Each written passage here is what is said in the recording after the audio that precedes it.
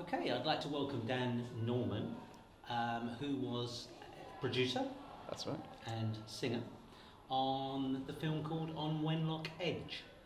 Welcome. That's right. Thank you very much. Wonderful to be Dan, here. I wondered if you'd be so kind as to tell us what the film is about. So the film is a setting of a song cycle by Ray Vaughan Williams, called On Wenlock Edge. It's all a set of poems from A Shropshire Lad by A. Houseman.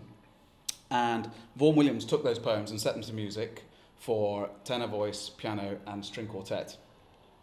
And it's always been a piece that's very close to my heart. I grew up in Shropshire. The poems all talk about the hills I was dragged up in when I was a kid.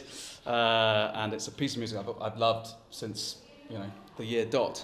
And I've performed it a lot in concerts, and I've always had this dream of creating a film to go with live performances of it, to screen during live performances, because it's just such a wonderful piece, and very visual poetry. And we produced this film to go with live performances originally, and the poetry, 6 separate poems which don't form a story, but together with the director Jeremy Hamway Bidgood, we came up with a through story for the film, which is influenced by what's going on in the poem. So you follow what's happening in the poems in the story, but it also has a lot to do with the life of Houseman, the poet, who had a very tragic life. He was a closeted homosexual, and life was never easy for him, and it comes out in this poetry in a very subtle way.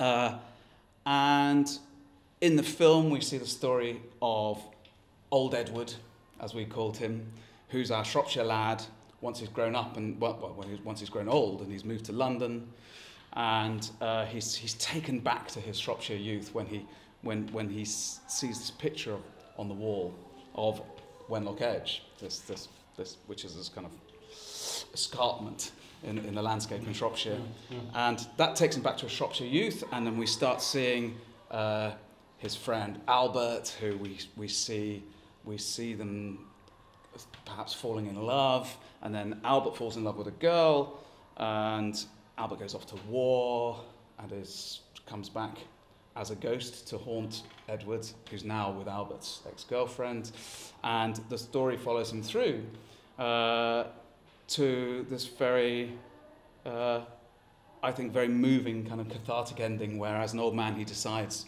he's going to pack up all his old photos and his memories, go back from London back to Shropshire to deal with and let go of all these tensions in his life. Thank you. You said originally it was going to be live. So could you tell us and everybody watching exactly what we were watching when we were watching the film? You mean the concert? Well, I mean, originally, when we do it with a live performance. So I'm singing. I know. Yep. Yes. But what are we seeing on the screen? We're not seeing. Oh, I see. So yes. yeah, what we're seeing is shadow puppetry. Thank you. Yes. Yes. So Jeremy, the director of the film, is a puppeteer, Right. and one of the things he does fantastically is shadow puppetry. Yes. And so the film is made. He's created the puppets as physical shadow puppets, which are lit from behind onto a screen, and he manipulates the puppets and films that, and then they're all kind of put together, composited using some computer animation techniques to bring it all together. And highly effective it is. It's very moving, I think. I mean, he's got an incredible ear. The first thing we did together was a wonderful piece, Schubert's Erlkönig, which was a massive hit on YouTube, so it's sort of 7.5 million views on YouTube, I think, which is a lot for a classical music video. And he's got an amazing ear, amazing way of translating what he hears into a visual image. He wouldn't claim to be a musician or a classical musician or anything. He can't read music as far as I know, but he's got an amazing ability to pick out what's going on in a piece of music. So your producer, was it your original concept? Yes, Was, I mean, yes. well, the original story, I had an arc for the story, which I sort of talked Jeremy through, and then he ran with it and put so much more into it. This idea of bringing Houseman's life into it in a much more vivid way. and so we kind of came up with things together. But yeah, Jeremy really put the flesh on the bones really with the story. Absolutely. Yeah, that's fantastic. So, what's next? Well, we're working together on a toy theatre film of a children's opera. It's an educational project with the Guildhall School of Music and Drama. So it's a sort of it's a lockdown rescue in a way. It was a project they were due to take into schools physically with singers and instrumentalists, and that just hasn't been possible. So we've recorded the soundtrack of this children's opera, which is the story of Henny Penny, a children's story. I don't know if you know that well. I do. Yeah, the hen gets hit on the head by an acorn and the sky's falling in.